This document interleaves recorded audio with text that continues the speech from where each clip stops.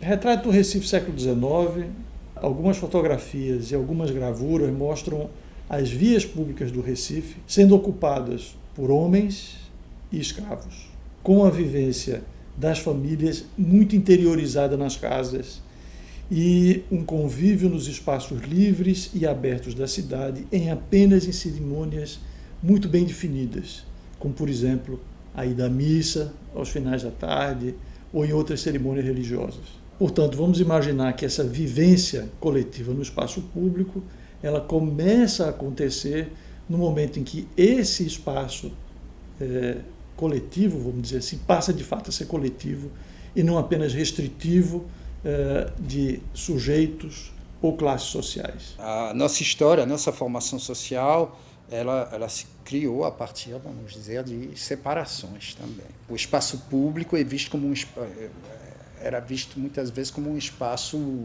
reservado a determinados grupos, né? Nunca foi realmente público. Nós somos uma sociedade que privilegia o espaço privado, então nós estamos sempre voltados para o espaço da casa, para a qualidade do espaço interno, para como está o meu apartamento e não o espaço público. Então, com essa coisa que eu chamo de negação da rua, nós, na verdade, transformamos o espaço da rua num mero espaço de circulação. Há espaços aparentemente públicos, mas, na verdade, eles são apropriados por determinados grupos sociais em função, basicamente, de renda, de classe social, de estado social. Portanto, o que se criou na cultura, vamos dizer, da cidade, é um mecanismo de compensação no sentido de investir no espaço privado. O Evolution é formado por 5 torres independentes interligadas pela mais completa estrutura de entretenimento já oferecida por um projeto residencial. Por exemplo, as grandes torres habitacionais, com todos os serviços de convivência e de lazer dentro da própria estrutura do edifício e não externa, portanto, e poucos espaços públicos que abrigariam esse tipo de convívio social. Grandes espaços de lazer e de convívio social fechados, como os grandes shopping centers, né? Então é uma sociedade que vive em espaços fechados e não usufrui desse potencial de misturar pessoas que a cidade oferece.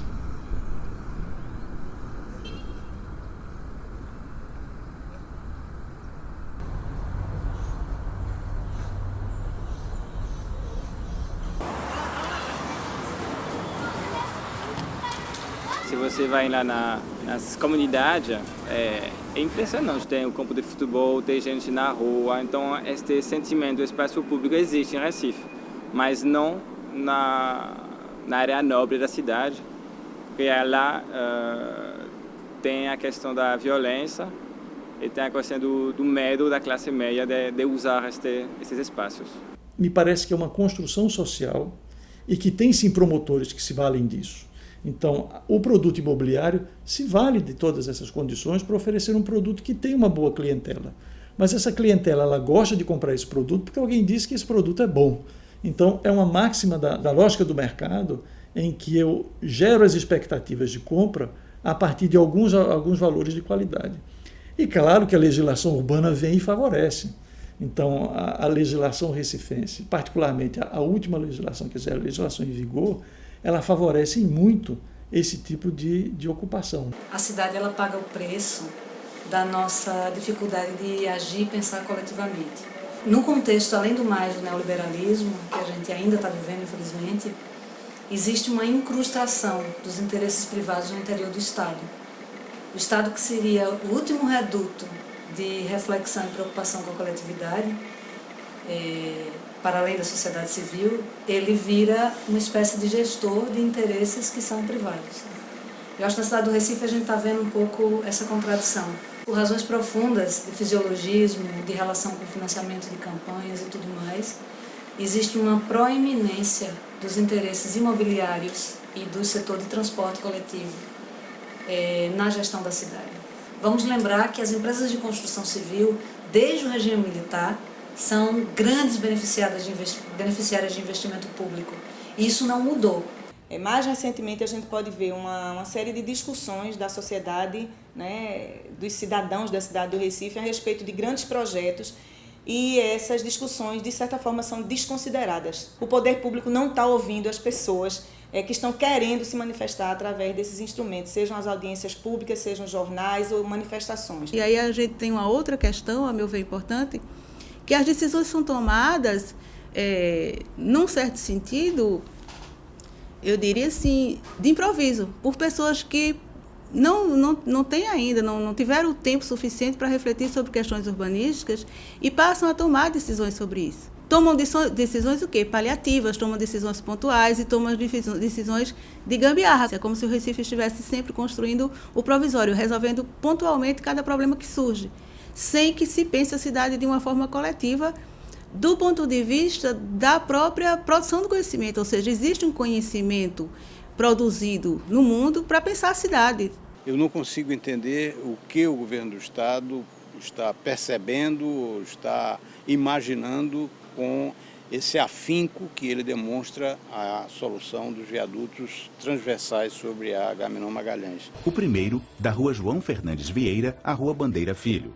O segundo, da Avenida Rui Barbosa à Rua João Fernandes Vieira, no Parque Amorim. O terceiro, da Rua Dom Bosco à Rua Joaquim Nabuco. E, por fim, um quarto viaduto da Rua General Joaquim Inácio à Rua Paissandu. Provavelmente a Avenida Agamenon Magalhães terá uma melhoria na sua velocidade operacional, mas o entorno da Agamenon Magalhães vai virar um inferno. As vias que ligam diretamente a Avenida Agamenon Magalhães, algumas delas vão operar com velocidades inferiores a 5 km por hora. Isso são dados dos estudos que estão justificando a implantação dos viadutos transversais. Eu acho que é uma grande besteira. Quanto mais eu separo com passarelas, com viadutos, etc., quanto mais eu distribuo e subdivido esses fluxos, eu perco a condição desses espaços da cidade se agregarem num sistema e conduzirem para essa vida urbana mais ativa e mais misturada. Todo mundo fala que o trânsito está piorando, que o trânsito é ruim, mas esse sentimento, né, e aí é até uma crítica a nós, talvez de classe média, ou, enfim, a gente só começou a falar disso quando ficou ruim andar de carro. Na verdade, a mobilidade sempre foi muito ruim, né, para as pessoas de mais baixa renda, que eu não consigo ver muito nessa discussão.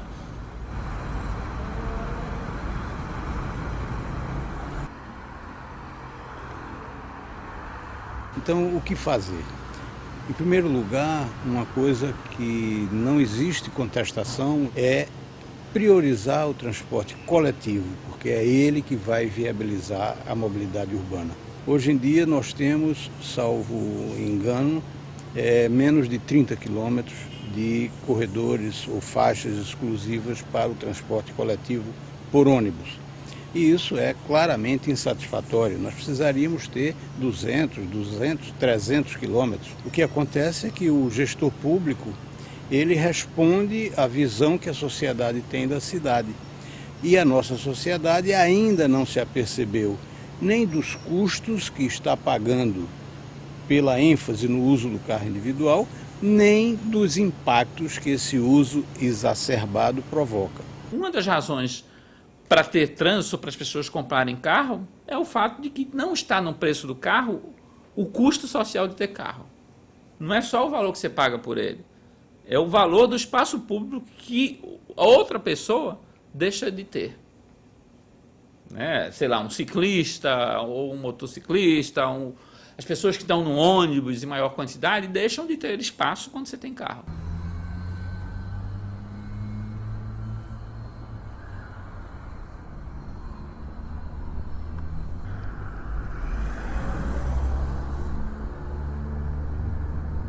Quando a gente pensa a produção e a volta, o investimento que as grandes cidades europeias fizeram no sentido de devolver a cidade ao pedestre, uma das questões relevantes é a questão da paisagem, o reconhecimento da importância da paisagem. E aí a gente chega no segundo ponto dessa discussão contemporânea, que é a intervenção no José Estelita.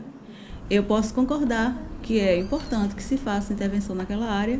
Então, não seria intervir de qualquer forma, ou intervir num modelo de intervenção que tem sido explorado no Recife contemporâneo, que é a questão da verticalização excessiva. É evidente que a verticalização tem seu lugar nas cidades, em algumas mais e outras menos, mas não se vê em nenhuma cidade importante o que acontece no Recife, ou seja, se ergue qualquer edifício com qualquer dimensão em função de definições que são tomadas pelos investidores, pelos incorporadores. Na área, empreendimentos residenciais e comerciais de grandes grupos imobiliários estão em construção.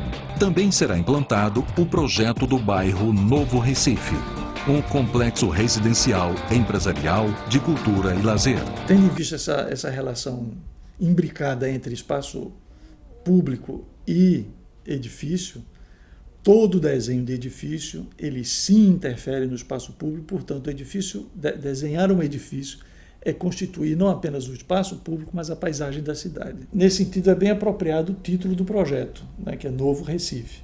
De fato, é um novo Recife, porque o Recife de 400 anos vai sumir da nossa paisagem, porque a alteração fundamental que se vai dar é exatamente essa. Eu vou ter um cenário de frente e toda a cidade que está por trás, que é historicamente construída, simbolicamente percebida, ela vira fundo.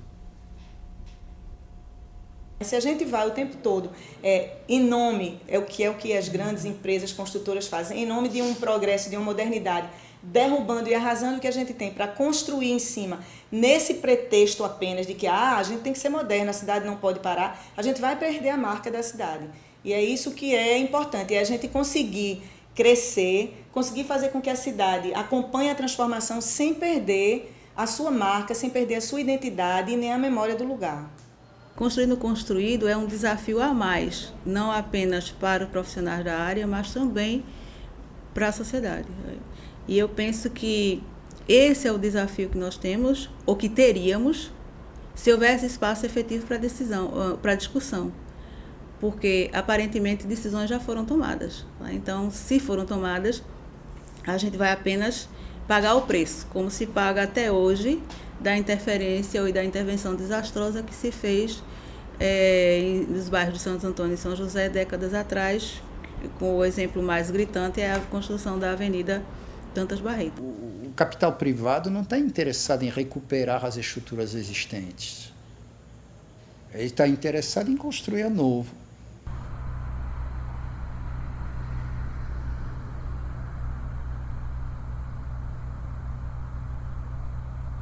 A Cidade da Copa ou a Praia do Paiva, elas expressam uma nova tendência, que é de expandir a cidade na periferia. É uma periferia hoje disputada. E aí o que tu encontra na periferia?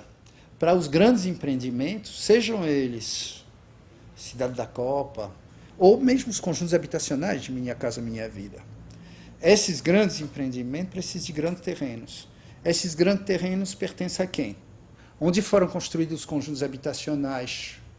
Nas terras de Brenan, no Curado, nas terras dos Lundgren, em Olinda e Paulista. Bom, agora, esses empreendimentos valorizam esses grandes terrenos. Portanto, isso aí não está nada de novo, entendeu? Não é um novo Recife. É uma continuação do velho Recife, só que com novos atores, dessa vez o capital financeiro, se associando aos tradicionais proprietários de terra, que são herdeiros, vamos dizer, da nossa história colonial, no fundo. Não há um esforço, nem um interesse de regular a atuação do capital na sociedade. Então, o ciclo neoliberal é exatamente isso. É a vitória do capital sobre a sociedade, capturando o Estado, se incrustando no Estado, virando uma espécie de motivação primeira da atuação do Estado. E eu acho que o desenho da cidade, a cidade paga esse preço. Então existem coisas que precisam ser construídas, pensadas e vividas coletivamente. Eu acho que é uma questão de representatividade política mesmo. A gente tem que pensar, tem que cobrar das autoridades uma tomada de posição mais clara em favor da coletividade contrariamente a esses interesses privados que simplesmente são de curto prazo e que não estão preocupados com o andamento da cidade. O mercado exige, né, a intervenção pública para, em médio e longo prazo, conseguir sobreviver dando retorno para quem é empreendedor. Não pensem que a lógica do empreendedor é de longo prazo, não é. Para o bem dele, por mais paradoxal que possa parecer, a intervenção pública é importante. Esse é meu grande medo, né? Que a gente seja pautado, esse desenvolvimento econômico, termine pautando o desenvolvimento da cidade por propostas sem compromisso social. É quase como se a gente tivesse aquela imagem do animal comendo a própria cauda, né? Vamos dizer assim, aquilo que seria o remédio, na realidade está sendo o veneno que está matando a cidade.